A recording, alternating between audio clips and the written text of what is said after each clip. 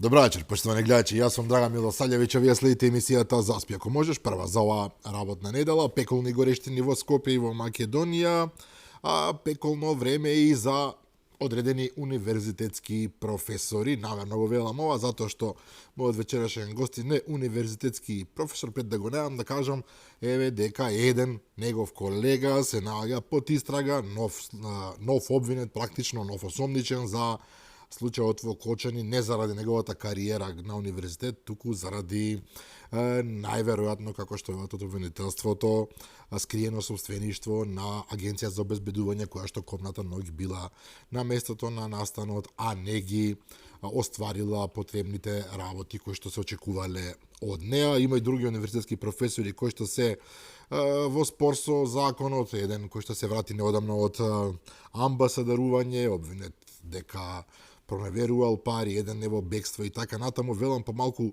лошо време за елитата на елитата во Македонија, но мојот вечерашен гостин чинам не е дел од никакви истраги, се работи за професорот Јове Кикеновски. Добра вечер.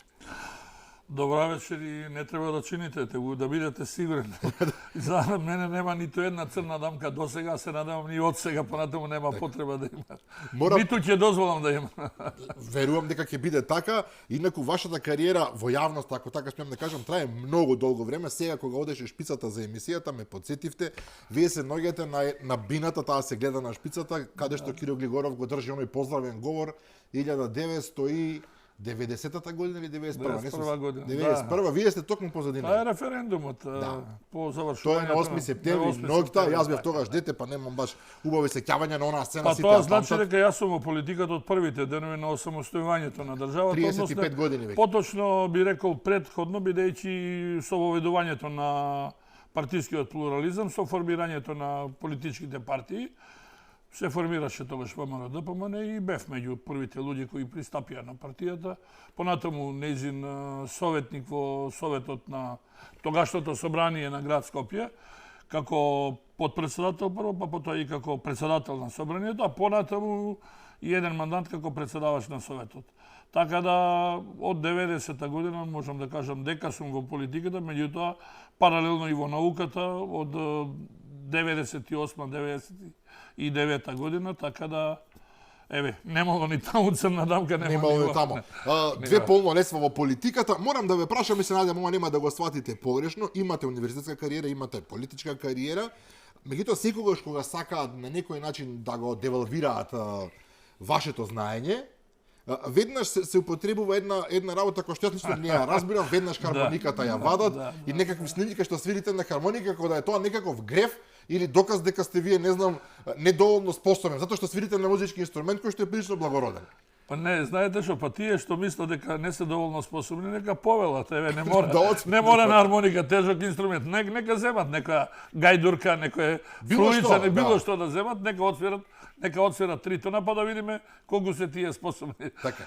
Инаку јас и на полето на музиката имам огромни резултати постигнато своевремено. 3 пати втор, 3 пати трет во Југославија, каде што се надпреварувале по десетина илјади надпреварувачи, да речеме. Таа познатиот фестивал Прва хармоника на Југославија. Па да не зборам за трајните снимки за македонската радио телевизија, солистичките CD. И не би рекол за ине, туку мене тоа ми е задоволство.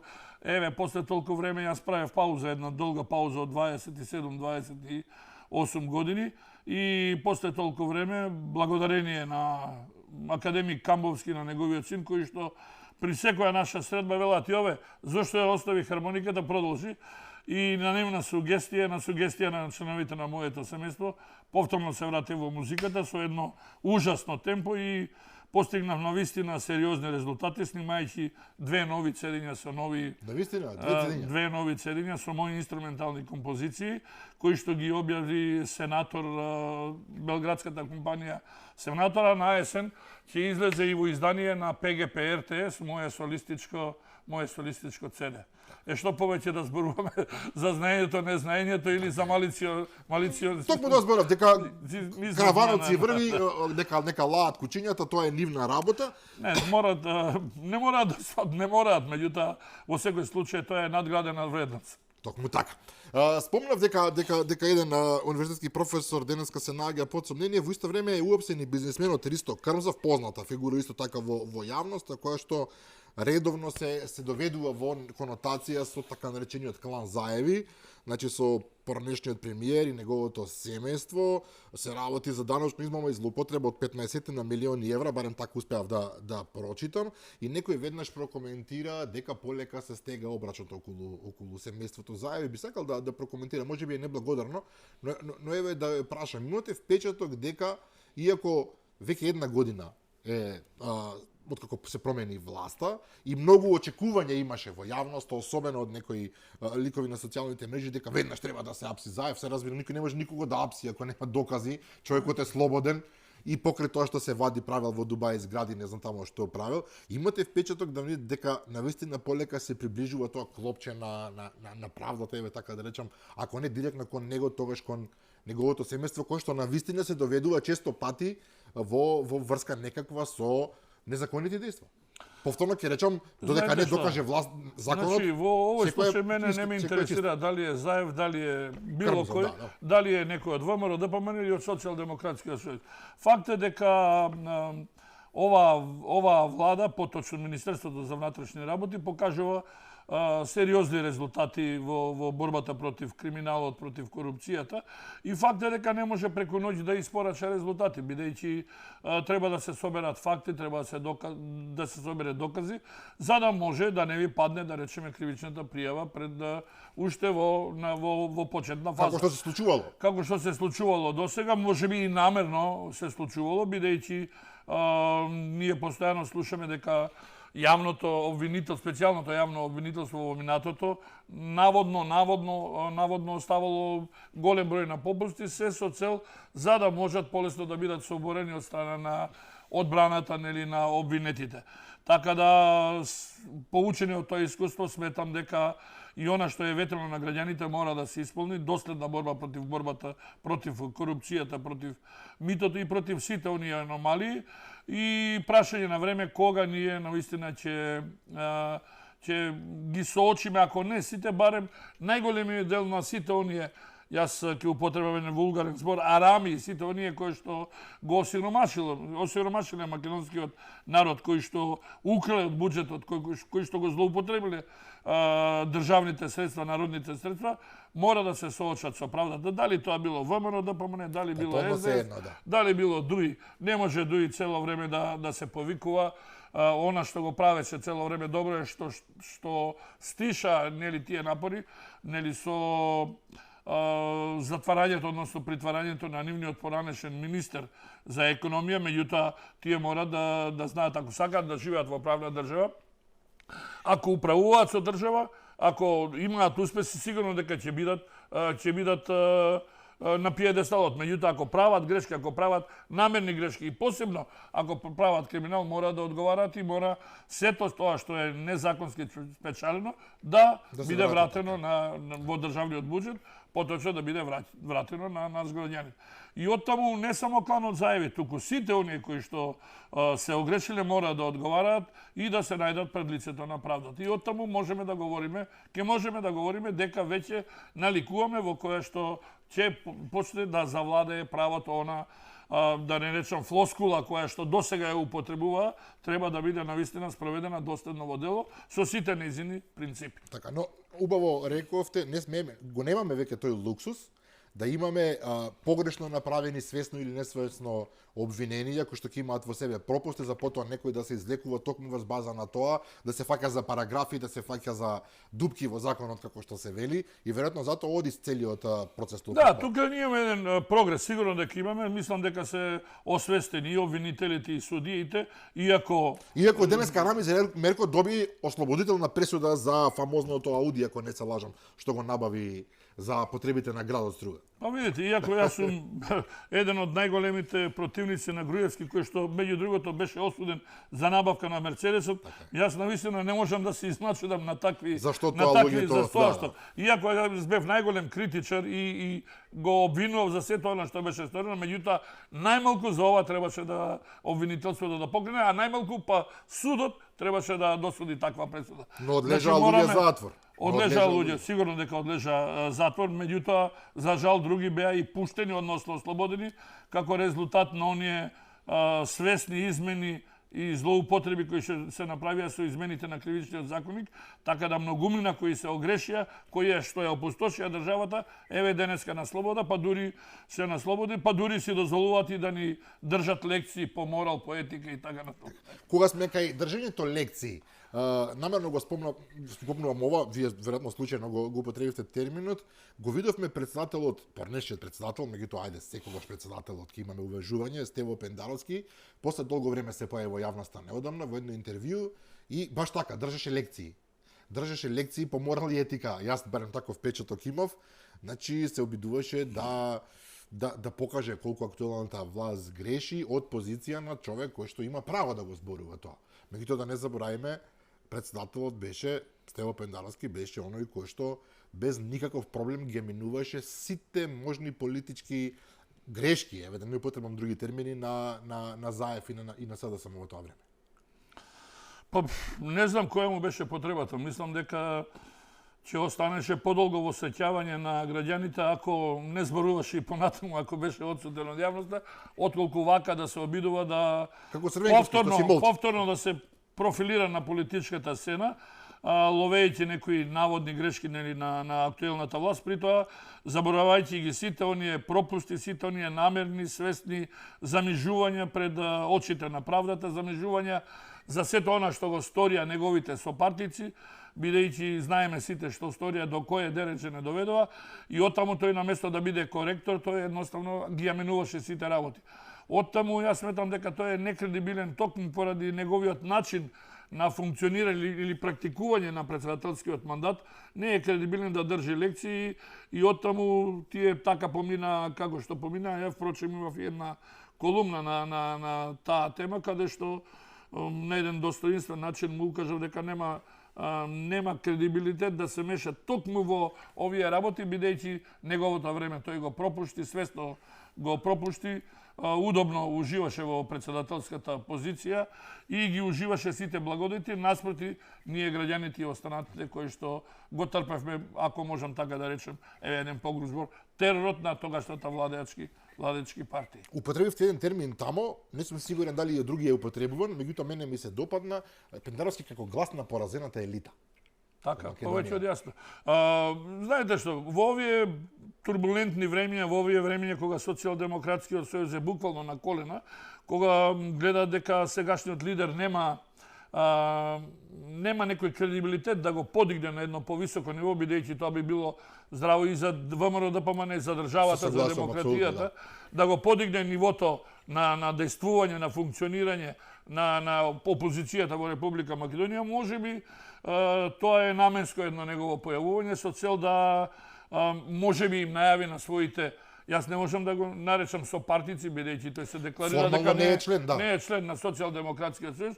Меѓутоа, иако не беше формално член, тој наоѓаше начин секогаш да се... Па целата кариера му е поврзана со СДСМ. Така, со социјалдемократ. Не, тој знаеше во одредени периоди да добро балансира и со одредени персони од ВМРО ДПМН. Па беше советник со време на председателот. Па советник и на министерката за внатрешни работи, не знам кои биле линиите, меѓутоа очигледно човекот знае како да се прилагоди на одредена ситуација, знае кога треба да ја промени бојата, до која нијанса можеби знае треба да оди, меѓутоа во оваа ситуација и токму тоа интервју можеби е најава дека при евентуално понатамошно одење на вака работите како што не им одат нели во нагорна линија, туку едноставно се во понадолно, можеби да се јави во улога на иден предизвикуваш на сегашниот на Венко Филипче, па повторно од позиција на не партиец, нели да дојде до одредена позиција, меѓутоа сметам дека една е неговата желба, меѓутоа реалностите се сосема други и тоа тешко може да му упали, бидејќи очигледно дека го прочита и пред се социјалдемократите, а ние сигурно дека го знаеме и претходно. Се согласувам околу овој став. Инаку рековте поразена елита, да. Па добро, тоа е јасно. Таа елита Некој ќе глумеше. асоцира на црвената буржуазија, можеби така. Не, тоа е нова елита која што се формира во рамките. Новата елита, да. За жал, такви нови елити имаме и во ВМРО, ДПМН, немојте, мораме да бидеме објективни. Меѓутоа, таа е поразена елита од страна која што и припаѓаше на Социјалдемократскиот сојуз, за која што допрва ќе се отвараат картите и сето она што тие го елита која што, ако смеам да забележам, елита под наводници говорам. И која што се отргна од народот, буквално. Изгуби контакт, изгуби реалност од народот. Па елитите секогаш се отргнуваат од народот, секогаш сакаат да живеат меѓу себе, да се дружат, посебно да се дружат и да уживаат во меѓусебно. Но без контактот со вистинската средина, со рајата, со луѓето, вие немате тогаш контакт ни со реалноста. Вие не знаете што се случува. Одводно е многу лесно да кажувате колку убаво се живе. Дојдете доле во маглата да видите како. Мене ми е многу јасно тоа, бидејќи јас за сиве овие години сум бил и на повисоки и на подолни позиции, не многу можеби на број, меѓутоа останав ист и останав човек меѓу народот, човек со кој што постојано се дружи, ги знам импулсите, ги знам чувствата на граѓаните, ги знам реакциите.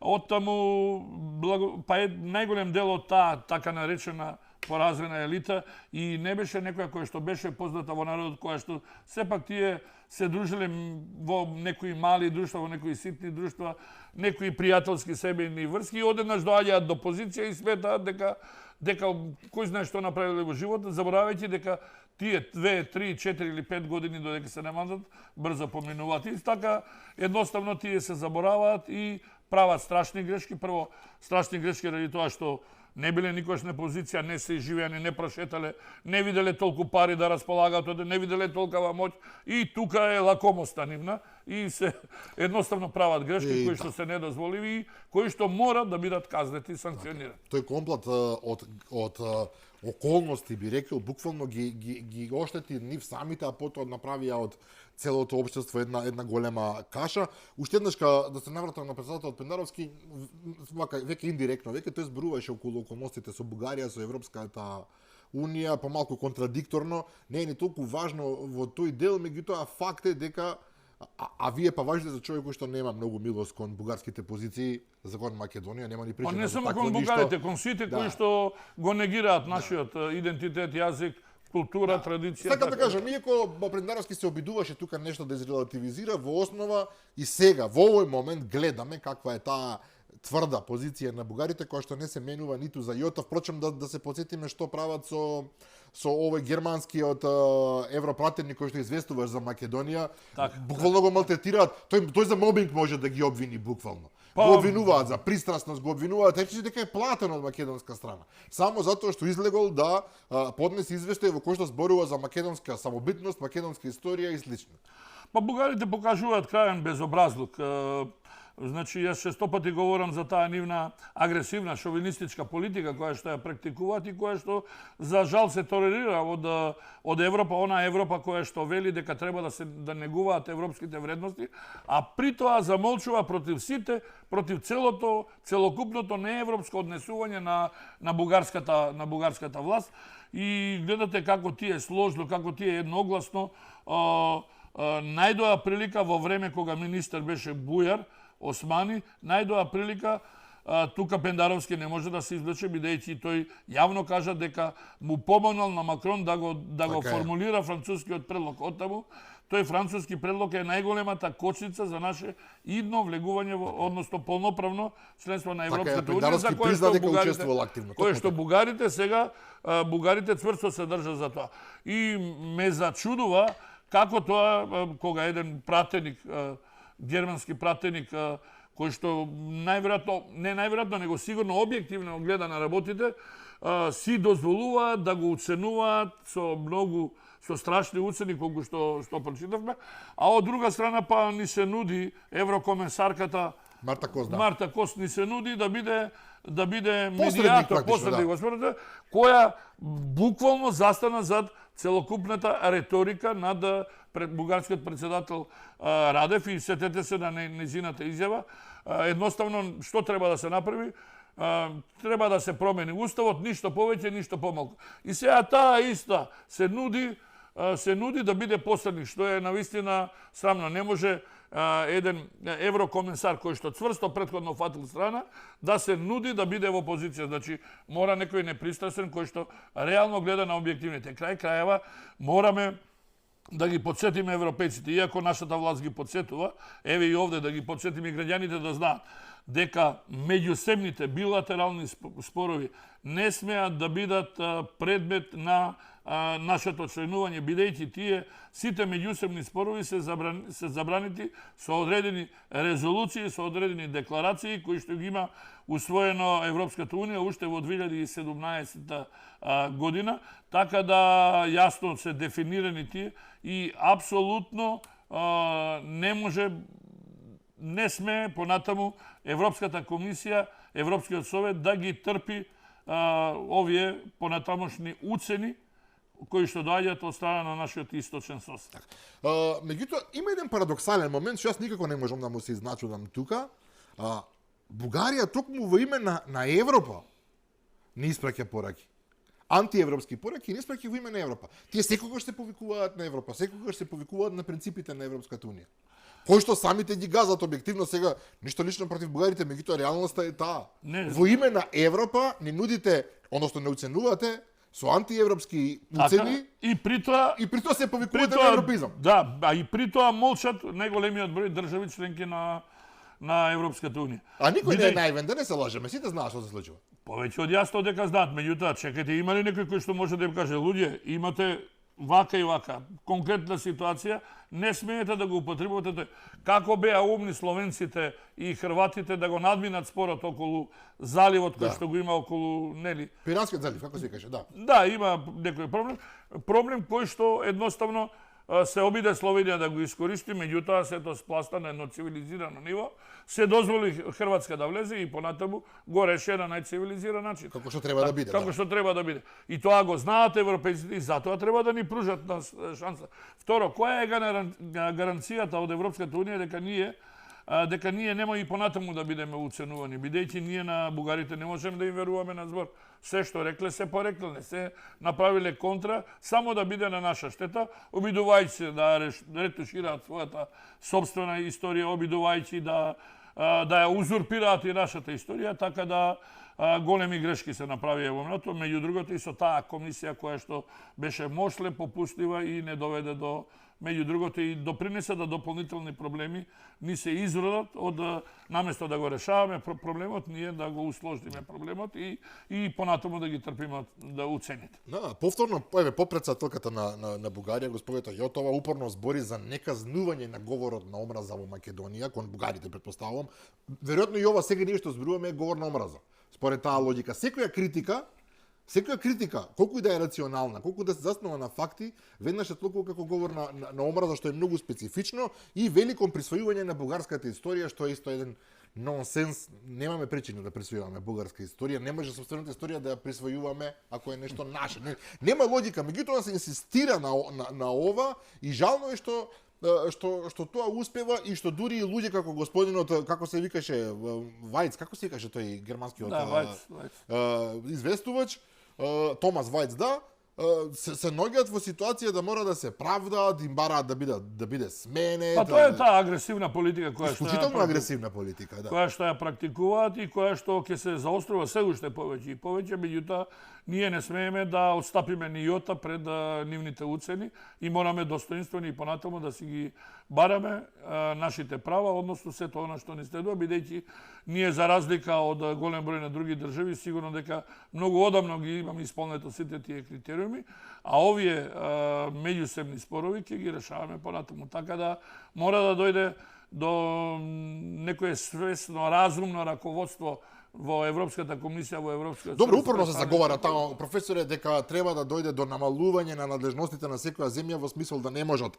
да блокираат со вето. Така и да се промени тој фамозен консензус кој што е кочница сега и во моментот за Европа. Бидејќи гледате дека Европа од ден на ден се повеќе наидува на проблеми, се повеќе е разединета, секој влече на своја страна, така да доколку не се свеста додека не ги разберат реално проблемите со кои што се соочуваат, не се пишува добро на Европа, говорам во иднина, па ако сакате и поделот на опстојувањето, бидејќи вишеградската група се станува посилна, се станува похомогена. Тука зборуваме за Полска, Чешка, Словачка и Унгарија. Од друга страна Холандија си влече си има своји проблеми, Франција и Италија гледате дека има своји проблеми, така да мора едноставно да дојде до промена на нивниот начин да однесување и до промена на одредени акти кои што го кочат идното за членување со консензус, со апсолутен консензус, на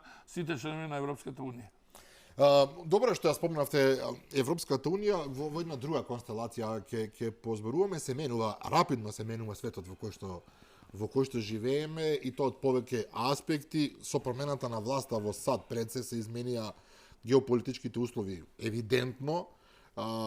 Доналд Трамп води некоја собствена политика која што некој му се допаѓа, некој не, специфична по многу нешто. Се уште се расправа за тарифите со кинезите. Си има проблеми до душе и во собствениот договор. Во Лос Анџелес има практично војна на улиците, затоа што се обидува, интересна е оваа ситуација, затоа што се обидува да ги открие, пронајде и истера илегалните имигранти кои што ги има очигледно во огромен број во самиот град Лос Анџелес, меѓутоа во Америка ги има на милиони. Во меѓувреме една од главните теми се разбира на светско ниво е судирот на претседателот Доналд Трамп со довчерашниот сојузник, голем пријател, магнатот, технолошки милиардер, најбогатиот човек во светот Илон Маск. Тоа беше едно пријателство кое што некои што сега вака се генерали после битка вела тоа јасно беше дека тие ќе се испокараат. Меѓутоа тоа беше пријателство кое што практично во голема мера му помогна на Доналд Трамп да победи. Да не забораваме дека социјалната мрежа X, поранешен Твитер, откако влезе во собственост на Илон Маск и тоа како му помогна во борбата со традиционалните медиуми на Трамп, традиционални медиуми кои што воопшто не го сакаа, не го обичаа, што би рекле бугарите. И сега дојде до еден слом на тоа пријателство, прилично грд слом. Можеби две такви фигури кои што се исклучително мокни, меѓутоа не им недостасува суета. Се судија на начин кој што веројатно беше и очекуван со најдолни навреди. Морам да признам, Илон Маск извади некаква фотографија или видео беше, па потоа го обвини Доналд Трамп за дружење со оној фамозен Епстаин кој што силувал деца на островот и така натаму. Не му остана должен претседателот, го обвини дека е наркоман Илон Маск. Значи, навлегува во една фаза на грдо непријателство, фаза која што сега би можела да прерасне и во економска битка, затоа што милиардите на Илон Маск се во прашање, бидејќи тој добива големи пари од државата, да не навлегуваме повеќе во тоа. Меѓутоа, токму во овој период вие излегавте со една смела анализа, која што е ретка во Македонија и можеби мене беше основниот повод за да ме повикам во оваа емисија, очекувањата од тој технополитички судир, вие го нарекувате меѓу овие двајца исклучително мокни луѓе, технополитички судир кој што во наредните 5 години ќе ја промени целата парадигма во светот. Многу храбро морам да признам од вас. Меѓутоа би сакал вака едно сажето, што би рекле србите и хрватите, да ми дадете анализа на целава оваа приказна. Добро, прво навистина ми е драго дека го предизвикал и вашиот интерес мојата колумна, ама нема да бидам нескромен ако кажам дека го предизвика интересот и на други личности кои што сериозно ги пратат светските случувања, меѓу другото и геополитиката. И она што рековте, да, многумина дека очекувале дека ќе се случи судир. Морам да ви кажам дека и јас сум еден од тие кои што очекуваше, меѓутоа не очекуваше дека до еден ваков судир може да дое после толку кратко време. А од друга страна, навистина, со самото вклучување на Илон Маск во тимот на Доналд Трамп ми беше невообичаено, бидејќи така високо профилирана личност, богат човек да се вклучи во едно... Не му треба функција, да. Не му треба позиција, меѓутоа од друга страна пак го оправдувам бидејќи со своите иновации, со своите погледи на свет, со своето богатство, придонесе за голем прогрес на човештвото, па можеби е и основната мотивација да придонесе и за реформа, меѓу другото, и на администрацијата на Соединетите Американски држави. Да се подсетиме, друго е да бидете министер, односно секретар на некој од департментите, Меѓутоа, овој департмент за владина ефикасност или доуч, како што го нарекуваат. Department of Government Efficiency. Не е официјално тело. Тоа е неофицијално тело, советодавно тело на Трамп, бидејќи тоа не е формирано со одлука на Конгресот, туку е формирано со извршните одредби на председателот Трамп, и имаше многу спор пред неговото именување, како може тој да прима плата, а при тоа да не биде Иако Илон Маск не му треба плата сигурно, да. И потоа тие најдоа едно образложение дека се работи за волонтирање, дека човекот е тука дојде да помогне, и впрочем тоа му е целта, да ги намали трошоците на Соединетите Американски држави и да среди администрацијата.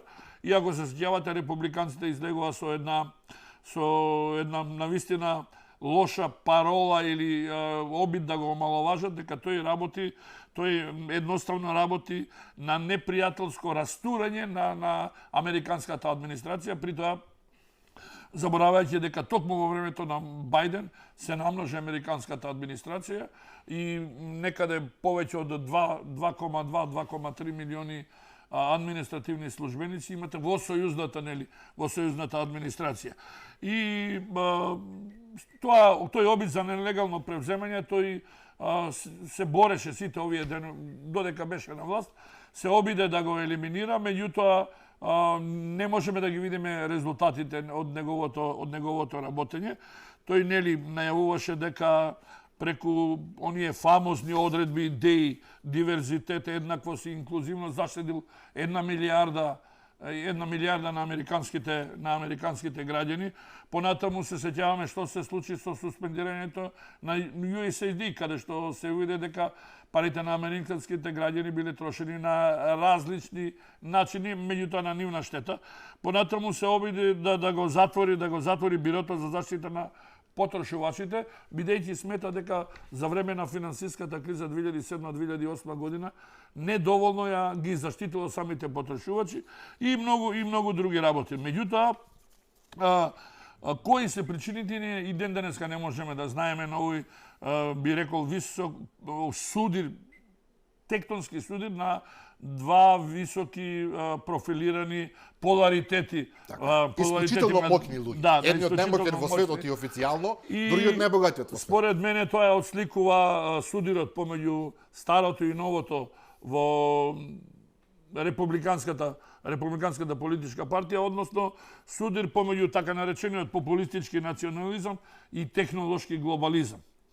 Како се разбира, не треба да се преведува што е што овдека, кој Трамп е, се разбира од едната страна. Овој судир сметам дека ќе има сериозни последици и по американската политичка сцена, пред се на полето на демократијата, бидејќи сметам дека прашање на време, јас во таа колумна велам дека од 2025 до 2030 година ќе се случат многу промени на полето на демократијата и на полето на управувањето со државата. Ова е круцијално прашање. Може би представничката демократија ќе биде заменета со дигитална демократија. Јас ја прочитав колумната два пати, се обидував малку тоа да му дадам некој образложување собствено. Морам да признам, помалку ме збунува прво терминот. Вие оваа војна меѓу овие две страни, нема да речам меѓу Маск и Трамп. Туку е да речеме меѓу две елити на американското општество, така да. Високо профилирани поларитети, ако добро ме поларитети. Употребувате терминот технополитичка војна. Така, технополитичка војна, и сега самиот термин помалку е збунувачки, иако се работи за еден човек кој што исклучително вложува во технологијата, во модерната технологија, она што го менува светот. Знаете зошто не е збунувачки? Не е збунувачки заради тоа што, со појавувањето на интернетот, со појавувањето на социјалните мрежи, технологијата се повеќе зазема место во политиката. И тоа видовме колку успешно го прави. Колку успешно. Гледате дека денеска дебатите имате дигитални, не морате да одржувате собири, имате дигитални дебати. Гледате дека вештачката интелигенција навлегува се повеќе и повеќе. Дури, јас ќе ве потсетам, не знам дали се сеќавате на една изјава на Маск, па можеби тоа било основната причина за да навлезе. Тој уште пред да биде инаугуриран, како се вклучи во тимот на Трамп, јасно укажа дека вештачката интелигенција многу може да ја користи на на владите во државите околу контролирање на своите граѓани. Не верувам дека ќе оди во крајност, меѓутоа факт е дека со тоа може да се постигне поголем степен на одговорност, поголем степен на транспарентност, побрзо решавање на сите процеси, спорови и така натаму, со помош на ДИГ. Меѓутоа факт е дека е злоупотреба, меѓутоа ќе бидат сведени на најмалку можно ниво, бидејќи со сите тие технологии кои што ги употребуваат, сметам дека не е целта да се дојде до злоупотреба, туку на некој начин да се дојде до што поголема ефикасност не само на администрацијата, туку и во функционирањето на самите држави. И сега ме збуни една работа. Трамп, кој што го искористи во председателската кампања Илон Маск, во најпозитивна смисла го кажувам ова, го искористи Маск и неговите технолошки можности за да победи. Сега одеднашка, кога започне овој судир со него, се враќа на старите правила, на старата парадигма. Значи, она што се нарекува конзервативност во пристапот, конзервативни политики кои што не одат во ист чекор со она што го заговарат Маск како таков. Така. И тука е судирот. Најверојатно судирот меѓу другото доаѓа и како резултат на тоа што Трамп нема сила, нема енергија, нема знаење да ги следи сите овие потези кои што или сите овие идеи кои што му ги предлага Трамп.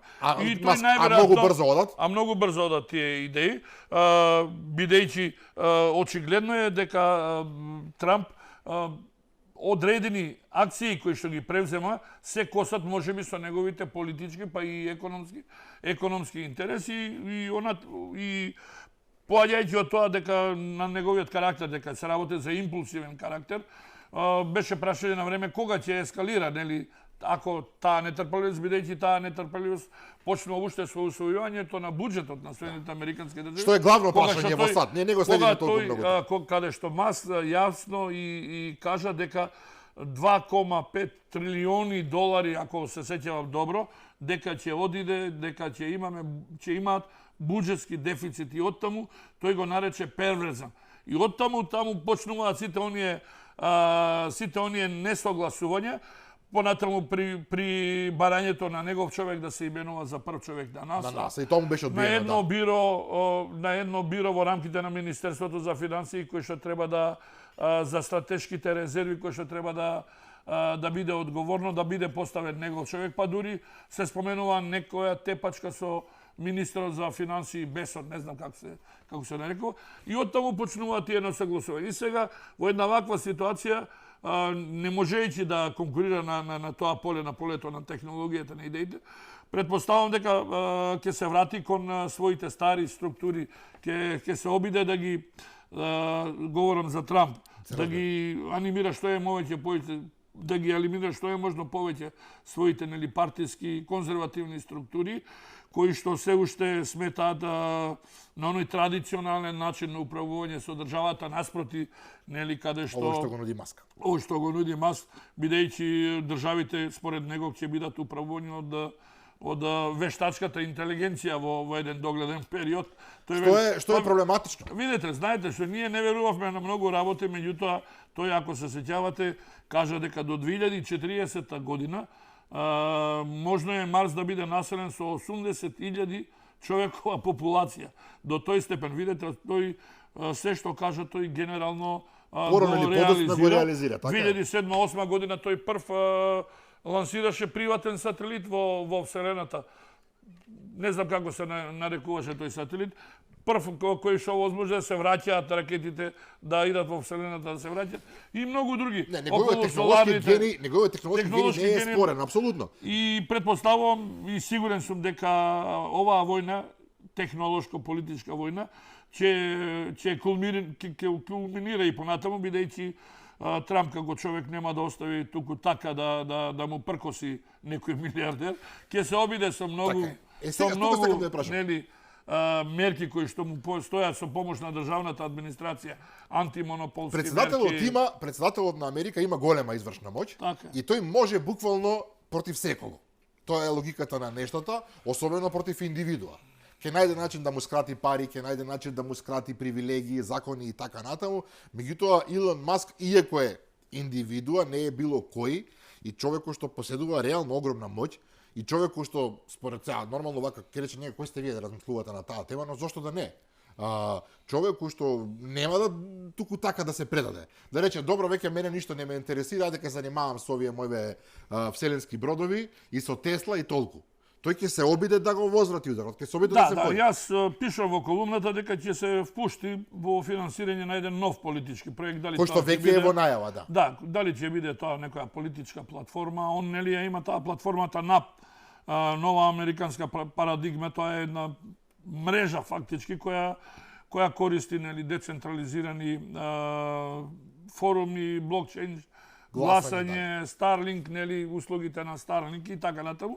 И каде што едноставно тој, пак ќе повторам, смета дека во иднина наместо лидери ќе управуваат алгоритмите, ќе управуваат, дека наместо конгреси ќе имаме дигитални хабови и така натаму и така натаму. Мислите ли дека како човештво сме подготвени за такво нешто? Може би тој човек е напред со времето, ние до неодамна не бевме, до пред 2 години не бевме спремни да прифатиме ни вештачката интелигенција. Па сега станува нормална, да. Сега станува нормална при користењето на во секој семестар. Значи брзо оди тој чекор напред, така да...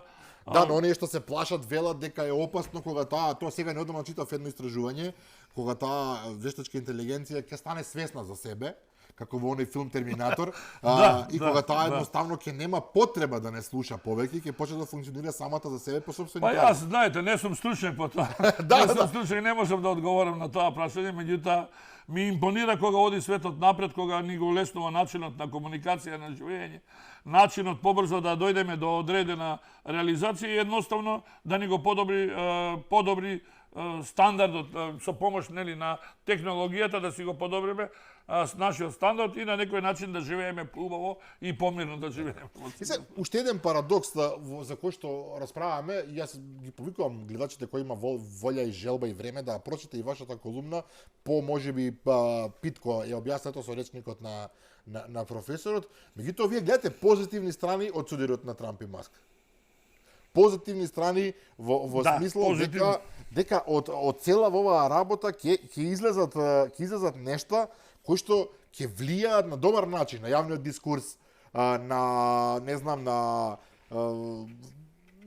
состојба во која што на вистина демократските вредности за кои што толку многу се залагаат во американското општество, на вистина ќе добијат некако подобри, едноставно комуникацијата помеѓу самите граѓани, релацијата, поголема општеност, пошироки. Така е. Во широко вклучување на граѓаните ќе овозможи. Така поедноставно во најмала рака. Да, и поедноставно, и поефикасно, и посигурно. Значи, тие се три елементи кои што мислам дека ќе бидат вклучени, меѓутоа факт е дека ќе дојде до одредени пореметувања. Може да дојде до раскол во самата десница кај републиканците, може да дојде до суди помеѓу таа технополитичка струја и тие традиционалисти, како што јас ги нарекувам. Од друга страна, може тоа да влијае на пазарот на криптовалутите. Видите, тој постојано варира, оди нагоре, оди надолу во последно време. Не знам како ќе се, не се разбирам во тоа, меѓутоа најверојатно ќе влијае, а тоа ќе влијае и сигурно на идните односи помеѓу самите држави и на генерално на целокупната политика која што ќе се... Меѓутоа, она што е посебно битно, сметам дека посредничката демократија постепено ќе биде замените со она дигитална така наречена демократија. Меѓутоа тоа е ова би било многу сериозна промена. Посредничката демократија веќе постои колку стотина, повеќе од 200 години. Така. И се работи за нешто со кое што има почеток мора да има и свој крај. Тоа сакав да кажам. Све што има свој крај и мора нешто ново, така да јас тука можеби ја гледам и најголемата позитивност. Сега како ќе биде понатаму, дај Боже да бидеме живи да го. Но зборувате и за појава на повеќе центри на влијание, односно за децентрализација. За сад е тоа многу големо прашање, затоа што сад се централизирана држава. Иако тоа се 50 држави, некој ќе рече со огромни права, тоа е точно, Калифорнија си е приказна за себе, а Јова сосема друга, Дакота нешто трето, меѓутоа се знае што е федерална влада, се знае што е федерална полиција, војска и така натаму. Ама и кога Трамп ќе каже нешто, видите, каже. Немој да мислите, Соединетите американски држави имаат проблем на таа релација централна власт и па во Лос Анџелес го гледаме тоа. Во Лос Анџелес, видите денеска што се случува со изјавите на гувернерот на Калифорнија. Долго време Тексас се бори за својата независност. Така е. Значи, мислам дека прашање на ден која ќе дојде до тој судар помеѓу централистите и помеѓу децентралистите од една страна, од друга страна, која ќе дојде време помеѓу државите и платформите. И таму јас наведувам едно футуристичко мое размислување во смисла да веќе на изборите 2028 година може да дојде до појава. Сега, дали тоа го имам напишано, не се сеќавам точно, меѓутоа го размислувам дали може да говориме за Америка која што станува триполарна демократија, да речеме. Триполарна. Да, бидејќи до сега доминираат двете политички партии. Републиканци партии и конзервативни и демократи. И тоа да не дојде до некој со движењето на Трамп од една страна, од друга страна, пак велам, па можеби така размислувајќи малку послободно, се уште морам да обезбедам докази за да излезам во јавноста односно факти да соберам, можеме да говориме за некоја конфедерална технодемократија во иднина 2030 година, бидејќи до 2030 година може да се случи да Соединените американски договараат некој нов федерален ангажман со конфедерални елементи, како што се случува ова работа, односно техноплатформите... Ова морам да ја признам дека ова е тешка бласфемија, во моментов ќе ве обвинат за растурање на Америка. Утре некој може вака да рече, аха, професорот се залага за Америка да биде расчленета на повеќе федерални единици. Ако сум толку важен и гласен и јасен во искажувањето или во евентуалните идни предвидувања, би било добро, меѓутоа тоа се мои размислувања кои што произлегуваат како резултат на долго години следење на политиката, геополитиката и случувањата. Затоа е убаво што излегувате вака со овие анализи и некој ќе рече добро сега потрошивте 25 минути на Америка, баш не е гајле за Америка, меѓутоа не е така. Од Америка тргнува све, се уште. Во овој свет се покажа дека се долги години се уште доминира. се уште доминантна сила и она што ќе се случува тамо апсолутно ќе се рефлектира на Европа, апсолутно ќе се рефлектира и на нас овде. Повеќе од јасно дека е прашање на време кога она што ќе се случи таму ќе се пренесе и на наше тло. Доколку е добро што е. Треба ли се плашиме, професори? Тоа ме треба да се плашиме од оваа иднина што доаѓа неминовно. Па мислам дека нема потреба да се плашиме, бидејќи до сега сите овие целокупниот технолошки прогрес едноставно ни го подобрува начинот на живот, ни го леснува, начинот на комуникација, па не верувам дека иако се можда дека некои монструозни умови ќе отидат во една друга насока да дојдат да формираат таква вештачка интелигенција која што ќе не едноставно уништи. Не би сакал на таа тема да размислувам. Не е ниту моја област, меѓутоа се надевам дека ќе не одиме толку далеку, зборувам за тоа таа драматична промена која што се случува неминовно, ги менува политичките парадигми воопшто во светот и ние просто беше незамисливо до неодамно да се размислува така, меѓутоа вие сега имате драматична разлика меѓу погледите на САД и на Европа. Нешто што беше толку унисоно 80 години, што беше потполно седно дали ќе каже некој нешто во Берлин, во Париз или во Вашингтон, иста е линијата. Сега вие имате диаметрално спротивни. Не, мислам дека имаше застој со Соединените американски држави, посебно во последниве додека владеа демократите, сметам дека Европа... На Бајден конкретно, да. Да, додека владеа демократите, Европската Унија зема многу поголема сила. Отколку што реално има. Отколку што реално, повеќе од јасно. Дека е, меѓутоа, со доаѓањето на Трамп веќе се поставуваат работите како што би требало да бидат, бидејќи очигледно е свесен дека не може Соединените американски држави понатаму да бидат крава молзница, посебно во делот на финансирањето на НАТО. Ние ќе ве браниме, а вие ќе уживате во социјални придобивки. Така, тоа е. Ова како европејци е малку нефер према нас и условно кажано према нас, но така стојат работите, да. Ние говориме објективно, сега ако сакаме да навиваме, можеме да навиваме, меѓутоа нема да бидеме Америка плаќа за НАТО. Второ, гледате што се случува сега. Сега испаѓа дека најголем, денеска прочитав нешто, најголем непријател на русите во моментов не била Украина, туку би дека биле германците како потенцијален најголем непријател. Така да се менува светот, сите заземаат одредени позиции. Гледате дека со повлекувањето од Европската Унија, и самите британци бараат алтернатива за своето влијание, бидејќи тие не може да допуштат нивното глобално влијание кое што го имале во светот да биде сега да биде пасивно, односно да го нема никаде. Па се обидуваат со вакви стратешки договори, со билатерални договори, да бидат влијателни во средините каде што Европа затајува, односно не може да ги реализира сите нејзини заложби или сите тие ветувања. Така да верувајте дека ќе има сериозни промени на политичката сцена, ќе има сериозни несогласувања, меѓутоа пак Соединените Американски држави ќе го држат приматот уште долги години. Професор Јове Кекиновски, благодарам за вечерашното гостување. За миг помина некако емисијата, исклучително интересна. Се надам ќе имаме и повторна прилика. Благодарам, со задоволство, ако сум интересен, тука сум. Сакаш. Почитувани гледачи, ете го слушавте разговорот со професорот Јове Кекиновски. Се обидовме да ја изанализираме таа можна идна разврска на околностите во САД поврзани со судирот меѓу Трамп и Илон Маск, меѓутоа се разбира опфативме и други за нас многу важни теми. Утре во 15 часот се разбира репризното издание за оние кои што го пропуштиле вечерва, а јас ви закажувам нова средба со мене и со нови гости утре вечер во 22:30. До тогаш пријатно.